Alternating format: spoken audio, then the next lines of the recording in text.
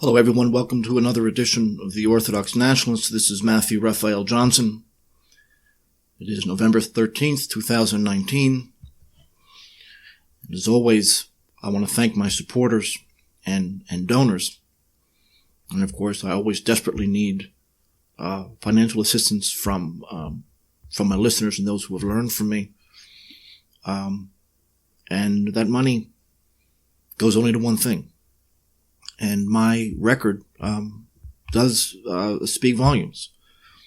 My predictions tend to come true. I wrote the first 9/11 revisionist essay the very day it happened. I was the first to speak of Putin as a nationalist and Russia as a bulwark against the New World Order, at least in English. I was the first, back in 91, to show how Hafez al-Assad was an ally of the nationalist movement. I'm the only scholar to write an extended defense of the nationalist and anti-communist military governments in Latin America. I was the first to see the importance of the civil war in Burma. I was the very first to make fun of the ISIS charade. I brought orthodoxy into the mainstream of nationalism, at least in English. I am, in recent memory, the first to bring out the Greek background of Christ and where he was born and raised. I've shown that National Socialism is everywhere in the third world, in the post-colonial government. From the nationalist point of view, I'm the first to expose the corruption in the U.S. military. And I brought some obscure but brilliant Russian and Ukrainian nationalists to the forefront. And importantly, I'm the first to see and to note that we need a new political vocabulary to talk about a regime that now blurs the distinction between private and public sources of power.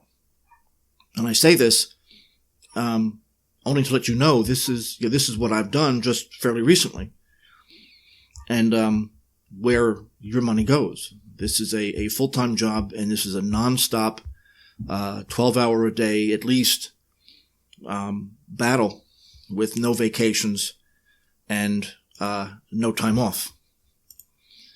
So I thank everyone who's assisted me. You know who you are, and I appreciate everything that you've done for me. Now, the Taliban in Afghanistan, as many of you know, I've defended them in the past as the only legitimate government in Afghanistan. Not that I'm supporting Islam by any means, but as far as that country right now is concerned, they are the legitimate state, because warfare, especially extended warfare, destroys the morality of a people. There is not a single family in that country that hasn't lost numerous people. Warfare destroys morality because life is cheap. The only thing that ever matters is being devious and outsmarting your opponents. The old traditional bonds that tie people together are destroyed because entire villages and areas are destroyed.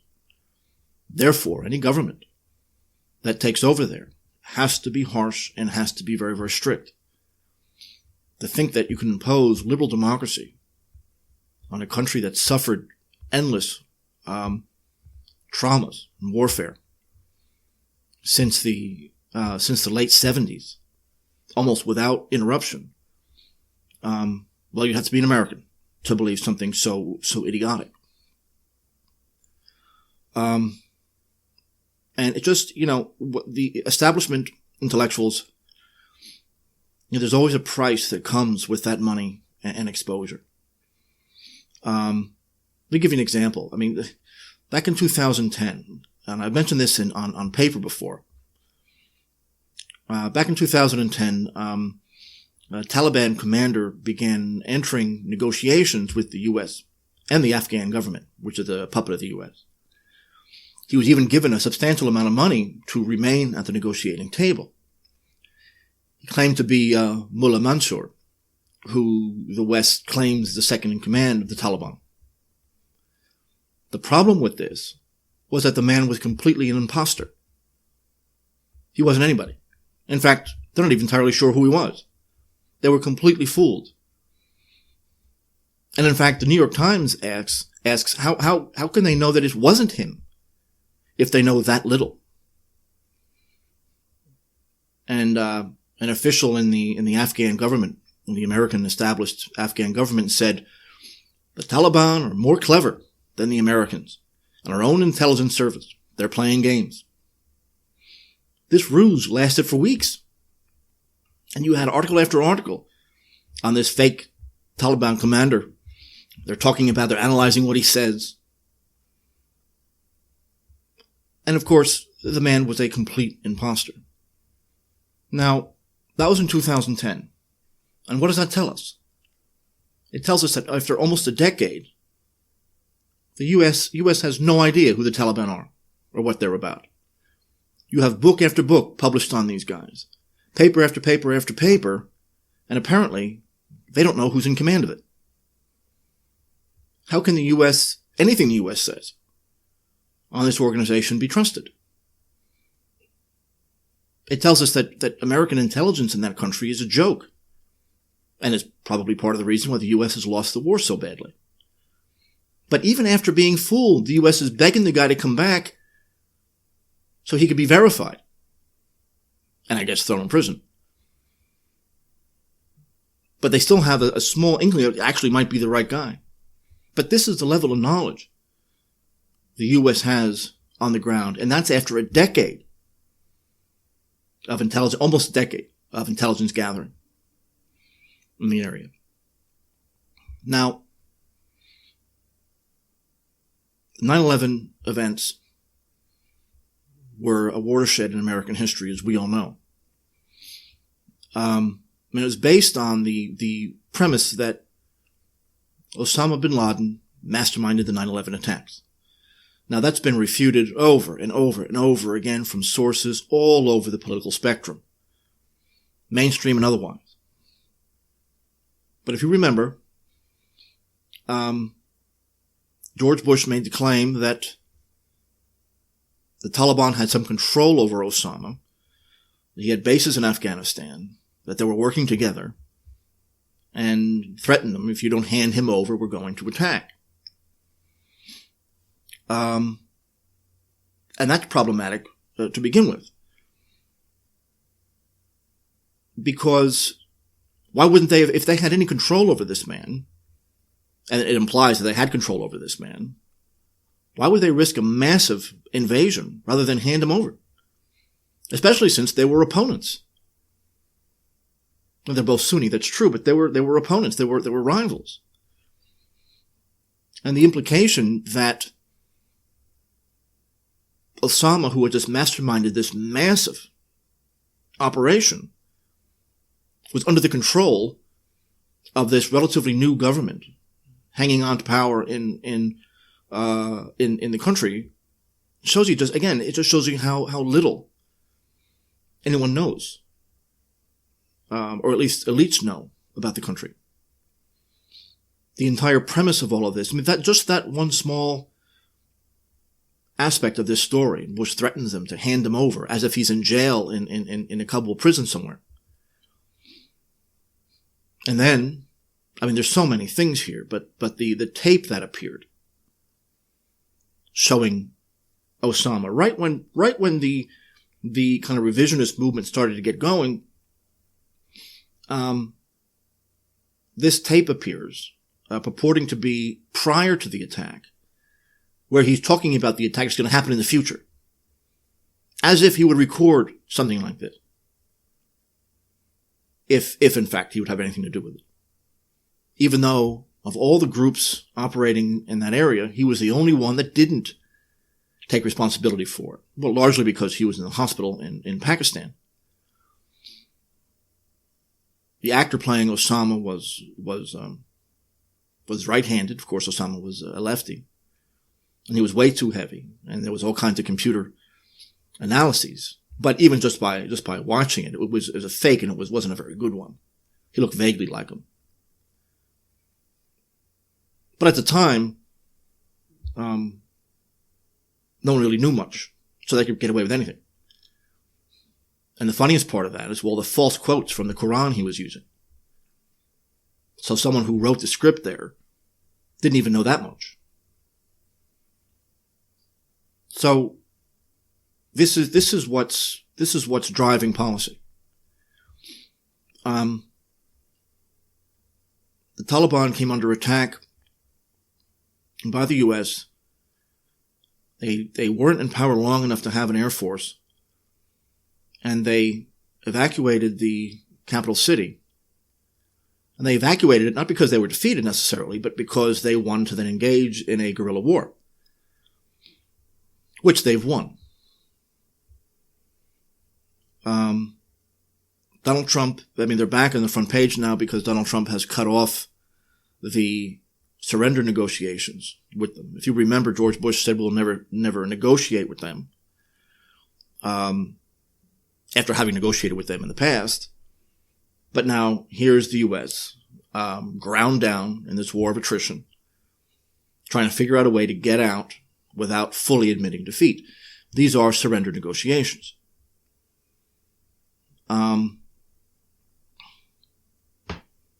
And if you also remember, George Bush in 2004, he also said it in 2002, that the Taliban were destroyed, completely eliminated. The government in Kabul or Kabul, depending on what part of the planet you live, has absolutely no legitimacy. The army is a joke. No one trusts them. They're a Western, very wealthy group of guys. The New York Times, again, not the most reliable source of news, but they say this on October 5th. The meeting in recent days in Pakistan's capital between Taliban officials and the American diplomat Khalilzad came after a surge in bloodshed. The Taliban had spent days concentrating attacks across the country before last week's Afghan presidential election in an effort to derail the electoral process and keep voters from the polls. Well, that wasn't the purpose, of course. The offensive was to retake the country. Now, the elections are a scam. Partially because they're being financed and controlled by the occupation government. Under American control. Also, they only are taking place in the cities that they control. The majority of the country and the countryside have no, they can't set, they have no presence there. The U.S. pays for the election, the expenses of the candidates, and directs their policies. Which by itself gives the Islamic Emirate, which is the Taliban's real name, even greater legitimacy. So the elections are a complete scam. And even more than that, the polling booths and everything, there was only a handful of them that actually functioned. They were shutting down all the time. And it wasn't because there was fraud, but it wasn't just that. It was a lack of technical abilities. And the fact that these were simply just, they had no experience with it. It was going very poorly. The Taliban are correct in condemning these things. The U.S. government has simply refused to talk about its future plans. It's just the military expenses since 2001 have been about $1 trillion. But it's much higher than that when you have all the ancillary costs. You have a couple of trillion just in VA expenses over the next few years. But the puppet government there couldn't stand for 5 minutes without American aid. And of course, unsurprisingly, they're opposed vehemently to these surrender negotiations. And in fact, they call them surrender negotiations. So the U.S. government in Kabul is saying that the U.S. is surrendering and pulling out because they've been defeated. They know that they wouldn't last very long without American guns there. And when I say last, I mean have control over one or two cities. The Times also stated that General Austin Miller, who's the commander of the American mission there, they couldn't say that he was in Islamabad at the time because of what damage that would do to American morale. The New York Times said it was unclear whether or not he's attended, but he was in the city. So I guess he was in Islamabad as a tourist. So of course he was there. But you can't have American soldiers having a general at surrender negotiations. That would do, and the morale is awful to begin with. So they lie and say that, oh, well, he was there, he was in the building, I guess, but just he wasn't in the room, or something ridiculous like that. Now, contrary to myth, this is an aside here, the Taliban do wear uniforms. I've noted this before on my analyses of the Vietnam War and elsewhere. To come under the protection of the laws of war, a guerrilla army, and these rules only were really written in the 70s for guerrillas, they have to wear a uniform or some identifying feature that you could see at a distance, and they have to have some chain of command and responsibility. Without that, it's just a criminal gang, and the rules of war then don't apply.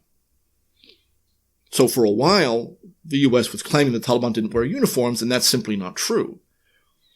They have a Pakistani-made, they were calling, the U.S. media was calling them punk rock uniforms, because it's camouflage pants with a black t-shirt with 2 pistols. And so they made fun of them. But when you have the Afghan National Army, and then you make fun of someone else, it's absolutely ridiculous. The Afghan, the only funny thing that's come out of this is the ANA. The Afghan National Army is, and it's unfortunate because these guys are getting killed in huge numbers, but and I have a paper coming out,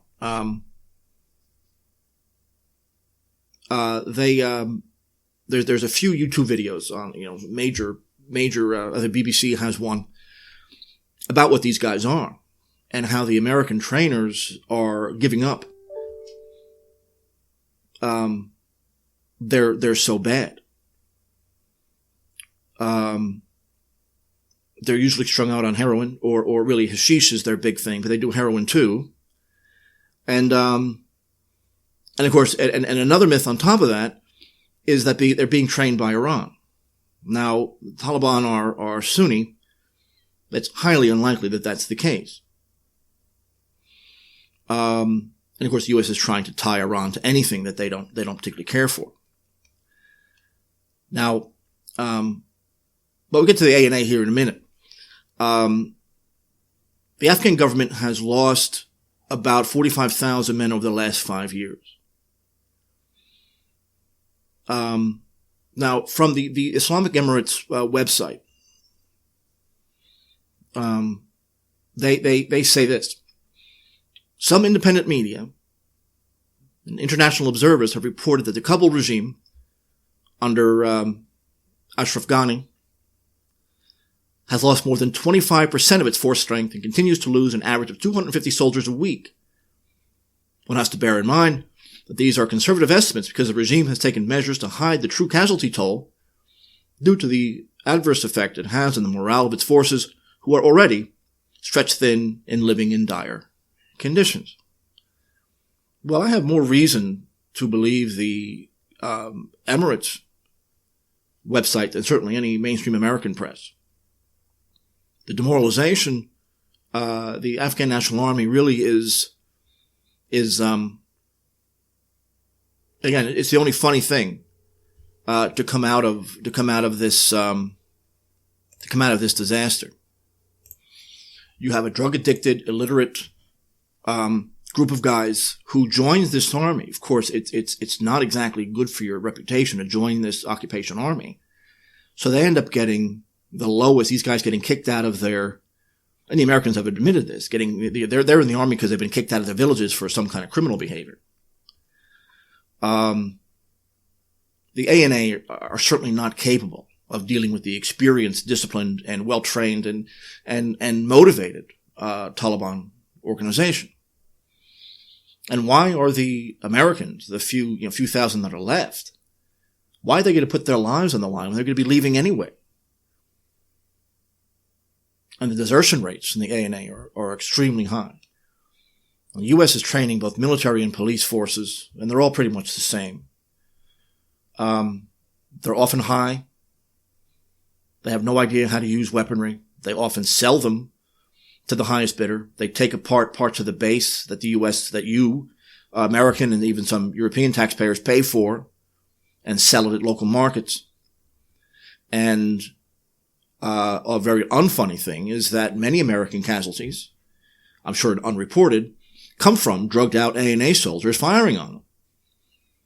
And the BBC and a few other treatments of the ANA that I've seen online, they have a tendency just to shoot blindly. They don't identify targets.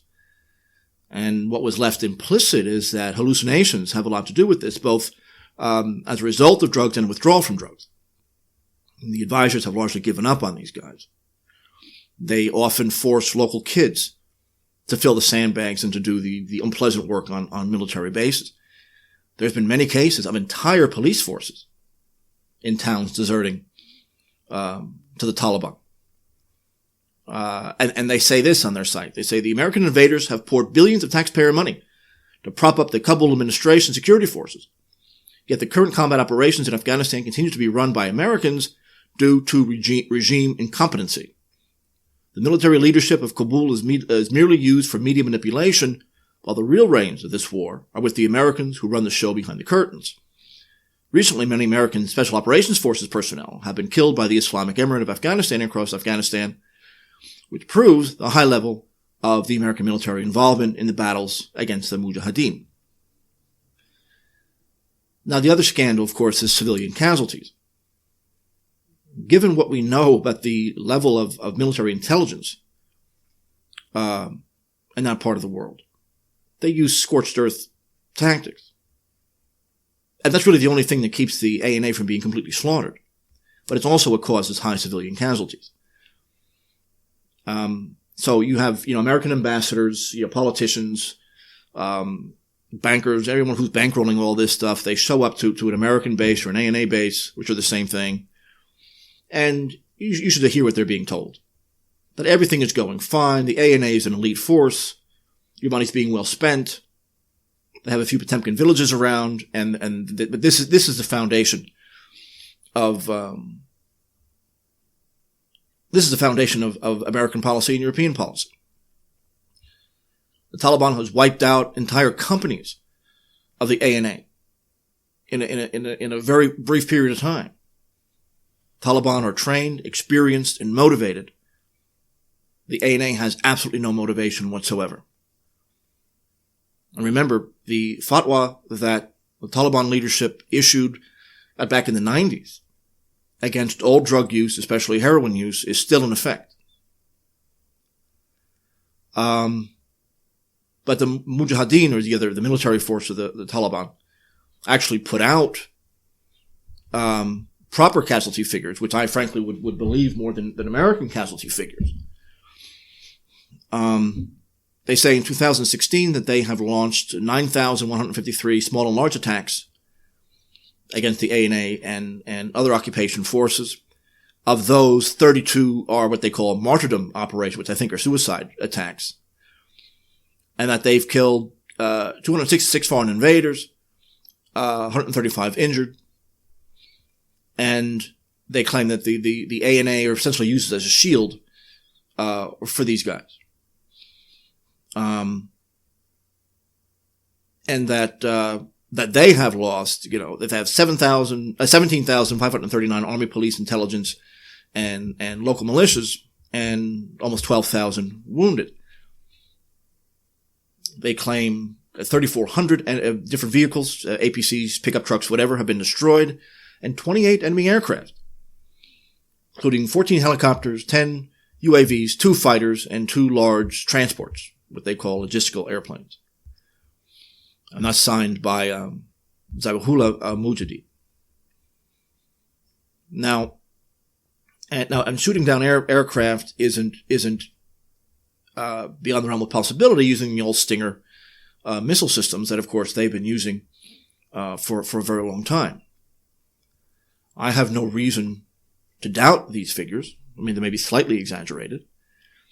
But especially since lying is a deadly sin for them. And I certainly would believe them more than the American casualty figures, which, needless to say, don't even remotely match those. That's just 2016. And not even all of 2016. Now, in 2019, when the surrender negotiations began, it was Putin, of course, who offered a forum for the first conference. And the first thing that the Taliban said when they got there is that they don't seek exclusive rules, what they said.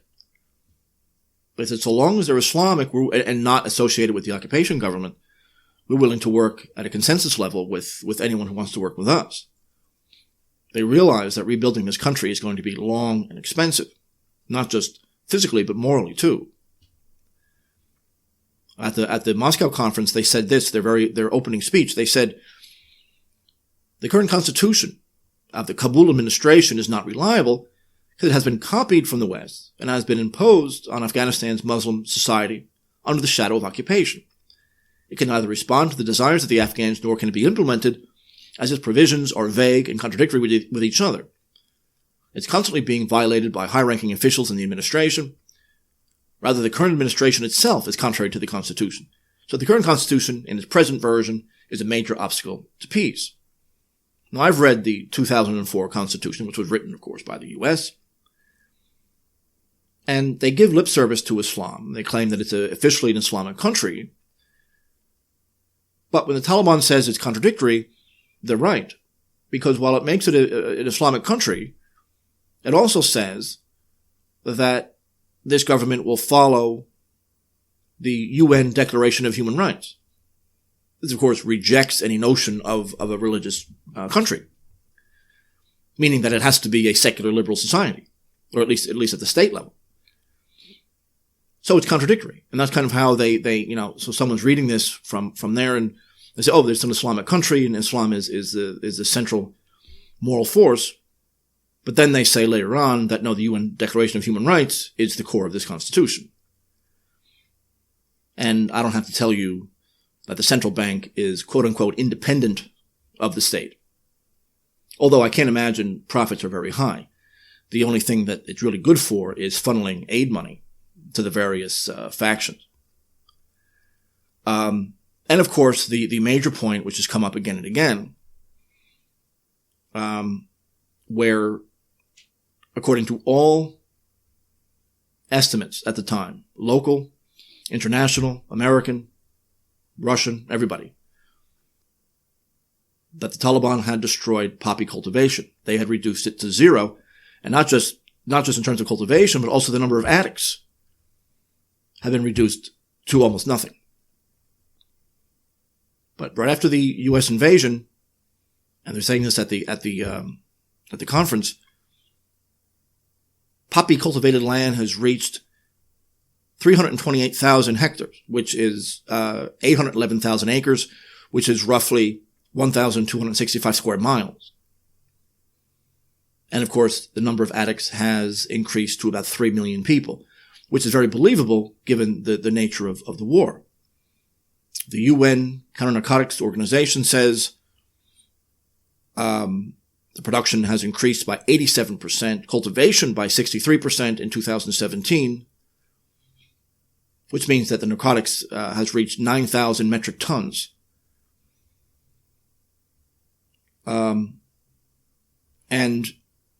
as I said, the fatwa is very clear. It's execution for anybody, or certainly any member of their organization that has anything to do with heroin or any drug whatsoever. It's not uncommon, though, and it's a Johnson's Law thing, to hear that the Taliban are financed by drug money, which is laughable. Ted Galen Carpenter at the Cato Institute is one of the worst. Back in 2002, he made the claim, an uncited claim, by the way, that somebody, not the government, somebody in Tajikistan says that heroin from Afghanistan was increasing. But he doesn't say what year that is. It could have been any time. And besides that, no one has any idea why heroin is going to Tajikistan. Now, of course, Carpenter and the Cato Institute, they're opponents in the war on drugs, such as it is. And they very much dislike the idea that any government can successfully carry one out. But the fatwa is still in effect. If there's one thing we know about the Taliban is that their Islam is very strict. And execution is the punishment for anyone involved, even indirectly, with this. The Islamic Emirate has made it clear that quite often they have delayed or postponed military operations due to the risk of civilian casualties. They claim that the Americans and their friends carry out night raids on civilian houses, make blind bombardments, use heavy weapons in civilian places, etc. And numerous international entities, for better or for worse, has confirmed this. And the civilian casualty rate is one of the great scandals of this war. Now, since the Emirate is seeking popular support, it makes sense. To contrast themselves with the behavior of the occupation forces is in their interest. They have absolutely nothing to gain by risking civilian deaths, and yet the West has nothing to lose. The Taliban's strict Islam makes killing Muslims unnecessarily a severe crime, also punished by execution.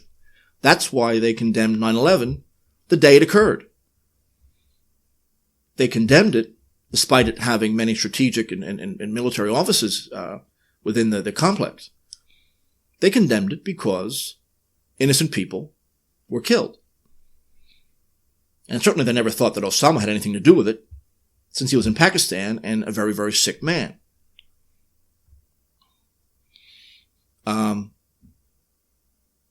Now, the U.S., as they're pulling out, the Taliban says this on their website. Meanwhile, the political tensions and squabbling inside the Kabul regime has pushed this crisis to another level. The resignation of Ashraf Ghani's national security advisor, Hanif Atmar, followed by the resignation letters of the Minister of the Interior, Defense, Chief of Intelligence, has exposed the deep schisms gripping the Kabul-based administration, speeding up the drivers behind its imminent collapse. The previous month saw a decision by American forces in compliance of their stooges to pull out all forces from rural areas of Afghanistan and focus on strengthening the defense of major cities in order to control the record number of casualties. The recent killings of one of the most important military commanders, Azula Karwan, as well as the killings of General Zalmi Wardak and 2 pilots inside Kabul city, clearly show that the enemy security measures have also failed, even inside cities, where they're unable to even prevent the assassinations of key figures. And these, of course, have been verified elsewhere. So clearly, the puppet government in Kabul, it can't stand, even without the Taliban. They would have trouble functioning. Now, the surrender negotiations have to, of course, have to be done. The Americans can save face. So what they've been doing is, rather than directly pull men out, they're just not re-upping the tours over there. So it looks like that there's no actual retreat. They're just not, sending guys back. But that's not the only way they're doing it. Now, as far as the Kabul government is concerned, defections to the Taliban are massive and regular. And one reason certainly is the fear of later reprisals. There's no support of the population for this government. Local media have reported the discovery of wine and other whiskey in stores of some major cities, meaning that the Kabul government is actually selling alcohol, which of course is completely illegal, even if you don't consume it yourself. And this has become well known on the ground. So this government has absolutely no support. So now you have 2 kinds of intoxicants that's peddled by this government. Now, there's a new defense secretary. Relatively new. And that's Mark Esper, was a military man at one point, a lieutenant colonel. And he said, and of course, he's talking about these negotiations. They're not allowed to use the word surrender. And he does some face saving of his own. The major press conference on these surrender negotiations, most of the time he just dodges questions. He says, for example, well, again, I don't want to get ahead of the State Department because they have the lead on this.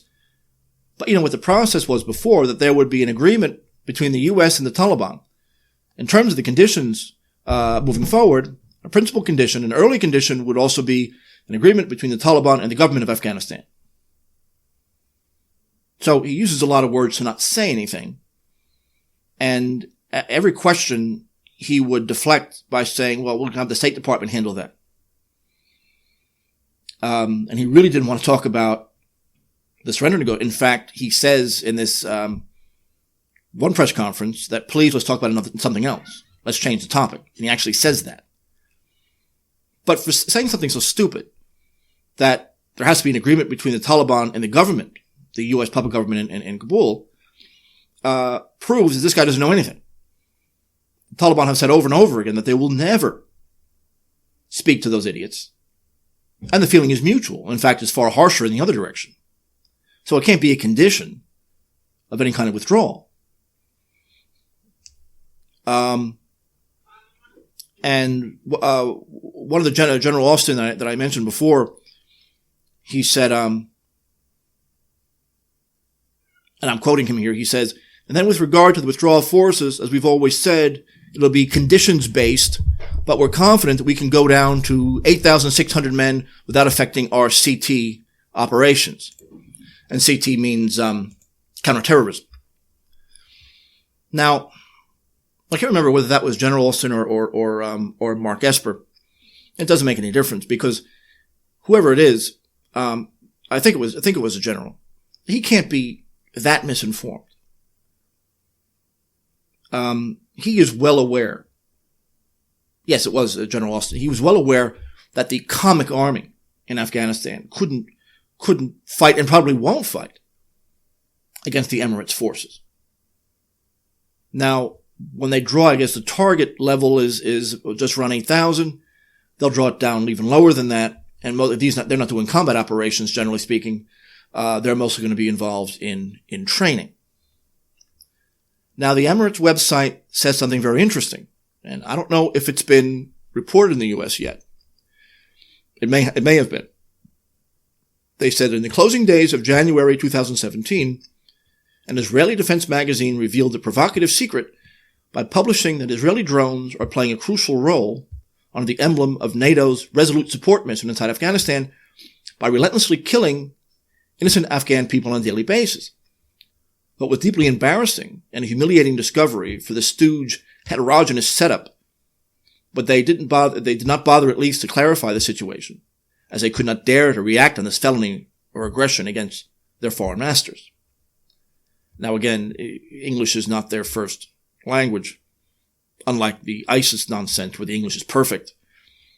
There's been a few, the Haaretz has reported, and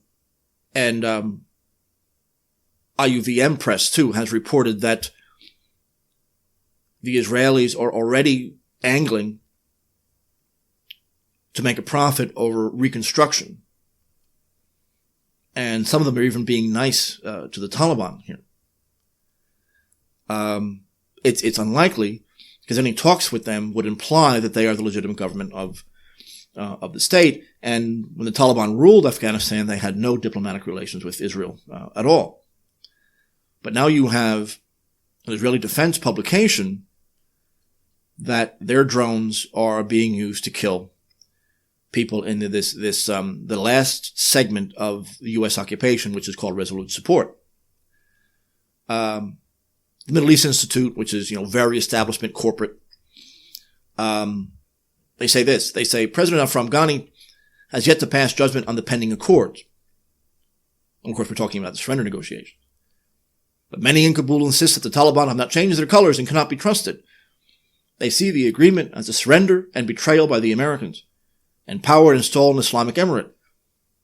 There are disturbing indications that some Afghan power brokers are already exploring with the Taliban ways to secure their interests within a new regime. And that is what defeat looks like. The Middle East Institute, of course, is closely connected with the military and other things. The fact that power brokers, I don't know what he means by that exactly, are already playing nice with the Taliban, knowing they're going to have to live under them very soon. So this proves that the propaganda, of course, is just that, and that the Taliban are winning, they will soon take over, and that these are, in fact, surrender negotiations because the president has actually used the term. The president of Afghanistan, I mean. And at least they're honest in calling this thing a surrender. The conditions as it stands now, believe it or not, the Taliban have agreed not to attack U.S. troops as they flee the country. But they've also said that they will not cease fighting until the last foreign soldier is removed. I wouldn't want to be one of these 8,500 men that are left, because they would be a sitting duck. There's really nothing to gain these guys being there. Of course, the U.S. will not leave entirely. But then, of course, as I predicted and several others predicted, ISIL shows up, or Daesh shows up in Afghanistan. And we all know what that means. As the U.S. pulls out, they have their proxy army moving in. The Taliban says this: in the beginning of April 2017, the chieftains of the Sinwari Tribal Council said that Daesh, or ISIL, is widely and openly supported by the puppet regime, that is to say, the American government in Kabul. This claim was reiterated by Zahir Kader and several other local officials, but no adequate or acceptable answer was given by the Stooge administration authorities. In the same month, the mother of all bombs was dropped by the savage American invading forces in the Yakhan district of Nangarhar province, which had a widespread echo in the world media, although it wasn't as harmful as it was perceived to be. The American authorities widely propagated to pretend their seriousness about the issue of Daesh, but several analysts, including Karzai, declared that it was only the testing of American war technology and the soil of occupied Afghanistan was chosen as a testing ground. Now, again, English not their first language. That if you remember the mother of all bombs claim, a lot of propaganda. It didn't do much damage because it was a test. But by now, I think everyone that isn't being paid by the regime knows what ISIS is. And of course, as I predicted, the minute the U.S. leaves, ISIS moves in to act as their proxy forces. And to the extent that, and so that as the U.S. pulls out, ISIS will move in. And they're often using American transports and logistical equipment. And in fact, it would mean that the U.S. is dependent on their ISIS proxies. Last May 30th, 2 military vehicles carried 5 fighters, Daesh fighters, each equipped with sophisticated American weapons and special forces fatigues, were being tracked by both government agents and the Taliban. They got out, entered into 2 American vehicles, then passed through dozens of checkpoints without being questioned by anybody, till they stopped in front of the new building of the Interior Ministry of Afghanistan. 10 armed men got out of the vehicles. They were warmly received by the security, and then they shot them all. Now, ISIS took responsibility for the attack through its own media agency, though I'm not sure why that would automatically mean it's true. Now, CNN claimed that this group of guys blew up the gates on their way in and forced their way in, yet no eyewitnesses saw that. There'd be no way to gain access to the new Interior Ministry building without inside contacts. This is what happens when you have embedded journalists. Of course, all the attackers were killed. It was a suicide mission. They obviously knew security, got out of the car, they were warned, like this was a delegation from them, they were allies, and then they pulled guns on them and killed them all. Laughably, ISIS has large open-air trading centers in Kabul under the watchful eye of both the regime and the USA. A year ago, the U.S. sent ISIS against the Taliban in Jalalabad, where, of course, the ISIS was defeated. Wherever there's war between the Mujahideen and Daesh, foreign and government forces will attack Taliban positions. Taliban forces have over and over again seized American vehicles full of ammunition and equipment bound for ISIS. And their POWs have confessed over and over again that these are, they are arming and supporting this group. Last year, the Americans protected and rescued 250 Daesh personnel in Jawzan province that were under attack from the Taliban. And the Kabul administration admitted this, by the way. Americans conduct operations for the protection of ISIS, provide weapons and ammunition. They exaggerate their strength in numbers. It's the same thing in Syria. On January 13th of this year, 2019, the U.S. organized a prison break for ISIS or Daesh militants from a Taliban prison in northwest Afghanistan. The American Air Force bombed the Taliban positions around the prison and then sent their special forces via helicopter to rescue the 40 or so men inside. And I've seen the video of this, or not the video of the attack, but the transfer of Daesh fighters to the puppet government. And then about a year ago, in fighting in western Afghanistan between ISIS and the Taliban, the U.S. without fail attacked the Taliban positions. They do the exact same thing in Syria. And one of the most outrageous was back in September 2016 in Deir ez-Zor in Syria that came under ISIS attack. Now, the situation of the city was such that the Syrian army was dependent on airlifted supplies. So both British and American warplanes attacked those supply lines from the air and, of course, bombed exclusively Syrian army targets on the 17th. Now, immediately following that attack, ISIS fighters, in a coordinated action, attacked the Syrian forces that remained, and the city was overrun. Now, when the city was then recaptured, the ISIS fighters that remained were taken from the city by American transports in the so-called rocket deal. And it seems that the American cover stories, they get worse and worse. But even you have Talal Salo, who was a commander of the so-called Syrian Democratic Forces, sponsored by the Americans. He said roughly 4,000 ISIS fighters were bussed out of the city with their weapons. And this is the man who's paid by the U.S., says that American officials made the decision in consultation with the SDF, which contradicts the U.S. narrative that these anti-Assad Syrians forced it upon the Americans, as if that's even possible. So, American backing for ISIS is so blatant. And Hillary Clinton, here's a woman who, when she was Secretary of State, she doesn't know anything about world politics. In a WikiLeaks release, she says, while this paramilitary operation is moving forward in Syria, we need to use our diplomatic and more traditional intelligence assets to bring pressure on the governments of Qatar and Saudi Arabia, which are providing clandestine financial and logistical support to ISIL and other radical Sunni groups in the region. And of course, the context of this is that the U.S. is in fact supporting these groups via these countries, among other things. And yet, the American media, the American academics will continually say, knowing all of this, that the U.S. is fighting ISIS. And I'm at a point now where this is a form of denial. I mean, I don't like making psychiatric, diagnoses from people I don't know personally. But given the huge amount of information that's out there,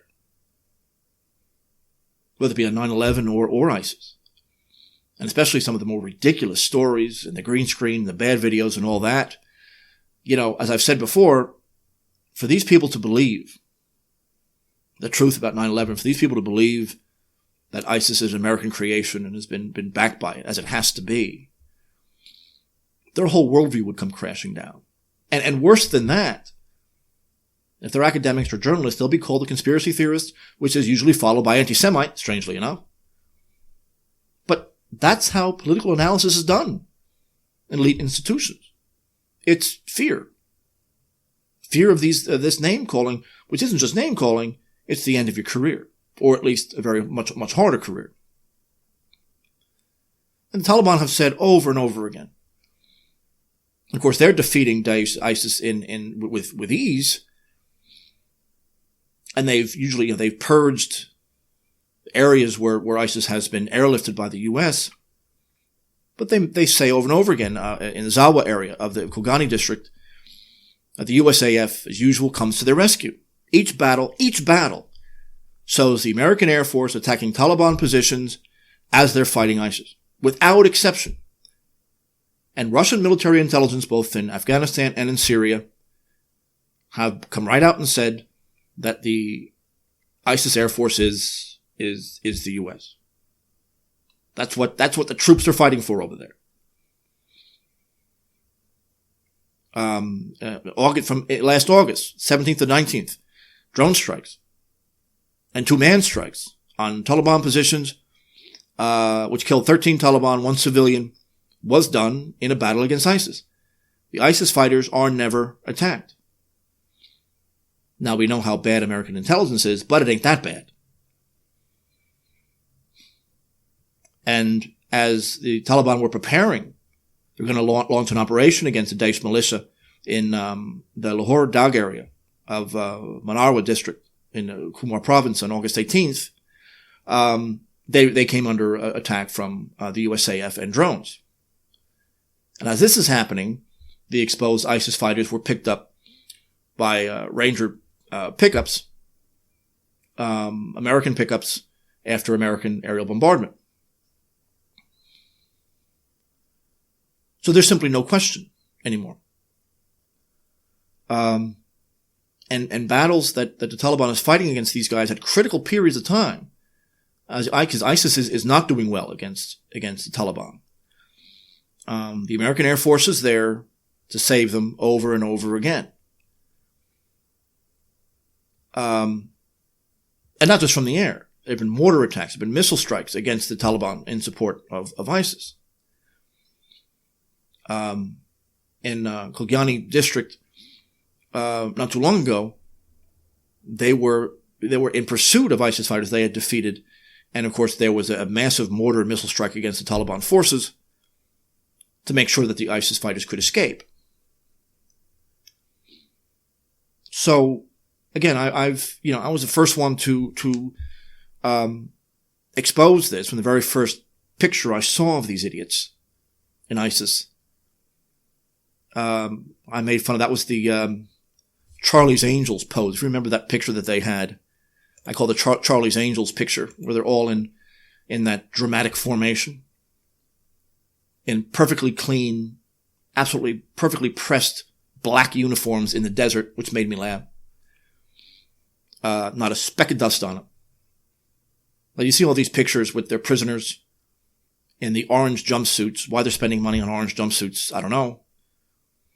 But you notice in all of these pictures, there is not a speck of sweat or dirt on any of these, which led me to make the claim that ISIS has the best laundry service of any guerrilla army in world history.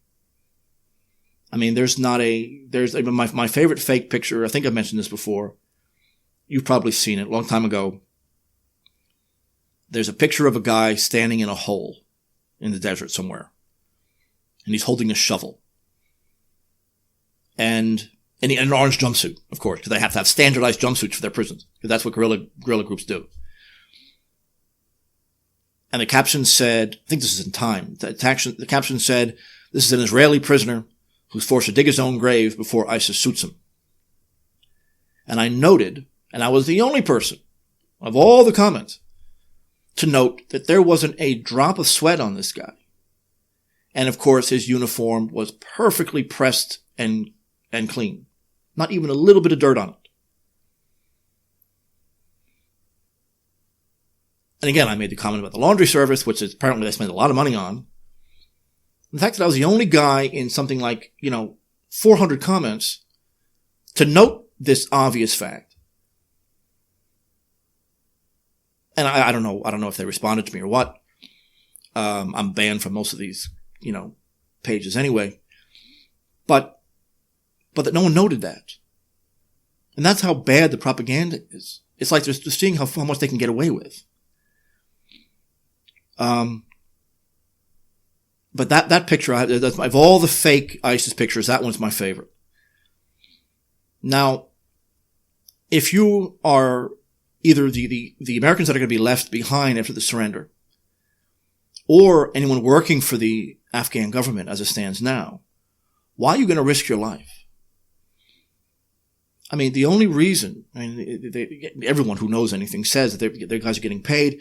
A lot of the Afghan soldiers who were left, who haven't deserted, really have no other options in life, which is why they're there in the first place. Morale doesn't exist either in the American or the Afghan side. And of course, needless to say, aid money goes nowhere. And this almost goes without saying. And this is again from the Taliban website. They say, in the meantime, surveys conducted by an international organ, which I think they mean the UN, revealed that the heterogeneous stooge regime, which is their odd phrase for the U.S. puppet government in Kabul, heterogeneous. I think they mean that there's too many factions that they're just kind of forced together. Anyway, revealed that the heterogeneous stooge regime is completely failed and inefficient, and Afghanistan is facing one of the highest famine ratio, I don't know what they mean there, famine conditions, despite the huge amount of international funds provided over the years. John Supko, the head of SIGAR, which is the name for the aid mission, announced the number of casualties of local mercenary armed forces have increased significantly, and the Stooge administration in Kabul and their American masters have agreed not to reveal their real number, and losses from now on.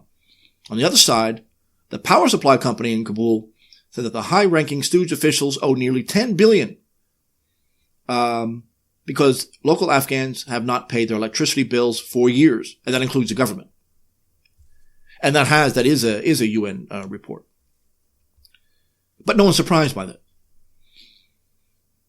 But in August, again, this is also from the Taliban, August of 2019, almost 1,000 government workers in Kabul joined their organization. In April alone, 700 deserted. Now, even the Americans have admitted that there is a huge desertion problem here. They can't count on the loyalty of even its workers in the capital city. And this is why it can't be called a government at any level. They can't control the majority of its territory. They can't control people working in its own offices. And the Taliban says in April of 2017, again, this is also verified elsewhere, and they're making fun of this heterogeneous government, this constantly bickering people who were just brought together because the U.S. said so. The so-called president, Ashraf Ghani, is openly mocked and challenged by the chief executive, Abdullah. Parliament members openly oppose the executive branch and consider it illegitimate. The executive contemptuously disregards Parliament and refuses to recognize its legislative authority. General Dotsam and Adanur proudly throw insults at each other in the media. Ahmad Massoud refuses to accept Ghani's directives, removing him from his post. Each party is developing parallel links with foreign powers to strengthen their hold on power. So really, it's almost a sad sight that even with American support, this government can't function. They don't even believe, when you have the legislative power claiming that the presidency is illegitimate, even their own government doesn't claim that thinks they're illegitimate. That even their own people say that we don't belong here. And even when that 10-ton MOAB bomb in the Nangarhar province, the mother of all bombs, that nonsense, which was a war crime, Ghani, the president, welcomed it. And yet his ambassador in Pakistan and close advisor, Omar Zakilwal, declared it a war crime and a disgrace. So the administration doesn't agree even on that. So even when the U.S. does actions in their interest, half the government condemns it. And so this is where your tax money is going if you're an American. All of the reconstruction funds have been misspent. The so-called Ring Road, which is a big highway that connects all of the major cities. Now, and the U.S. attempted to rebuild this at one point. But the U.S. is too overstretched. They can't maintain it. And since the Taliban had retaken most of the country by 2008, the government can't maintain it. And so that Ring Road, which was supposed to be their trade artery, now doesn't exist. Now, certainly the Taliban will rebuild it when they take over again. They're not going to rebuild it to support the trade that as it exists under the Americans. But of course, this is all done with private funds via the American taxpayer. But the American consulting group that built the roads, and all of them, not just the ring road, but all the highways, have abandoned their projects because it needs armies of men to maintain it. Even after $3 billion was spent on the ring, it still remains incomplete and a wreck today. But the very fact that Taliban control most of the country without help from anybody, I mean, it can see a little bit from Pakistan, possibly. But even there, that's questionable. Shows their legitimate popularity. Now, I don't have time to get into the so-called dancing boys. You know the scandal with the Afghan National Army keeping little boys as sex slaves. We don't have time for that. Just to suffice it to say that officials in the Afghan government openly defend that practice. There's a major in the Marine Corps, William Stubert, who was one of the advisors to the ANA, said that if you were to take away their criminal schemes, you would render the government totally ineffective. And he's completely demoralized. And one of the reasons that he's demoralized, and I mentioned him because he was in one of the documentaries, is because of the child rape that the government in Afghanistan engages in. That they're kidnapped and kept as slaves by ANA officials. He also said that it was rare that ANA soldiers were not either stoned or on some other drug. And usually local police are Taliban soldiers in disguise. So, all told, this is a picture of miserable failure. The Taliban is a nationalist force. They say over and over again, we want nothing to do with any other country. We want to be relatively isolated. We don't threaten anybody. We want to rebuild Afghanistan. This is why they're enemies with Al-Qaeda, because Al-Qaeda wants this, global or semi-global revolution, which the Taliban condemn. They say we are going to function in Afghanistan and only in Afghanistan. This is not an international fight in their mind. But a strict organization like the Taliban is exactly what's needed to rebuild this country, both economically and morally. Ethical thinking is destroyed after this. They destroyed the drug trade. Once they could do it again. But this is central because the massive crisis, opiate addiction, exists because of the American invasion of Afghanistan and the removal of the Taliban. The numbers of any opiate addict or heroin addicts or pain pills, whatever, in the West is directly correlated with the massive amount of the drugs that is coming out of Afghanistan. Precisely correlated. So this is extremely important to our domestic political situation. The Taliban taking power will cut off a major source of this, and hopefully that will drive up the price enough to get a lot of people off of it. Anyway, thank you for listening, everyone. I will talk to you next time. Bye-bye.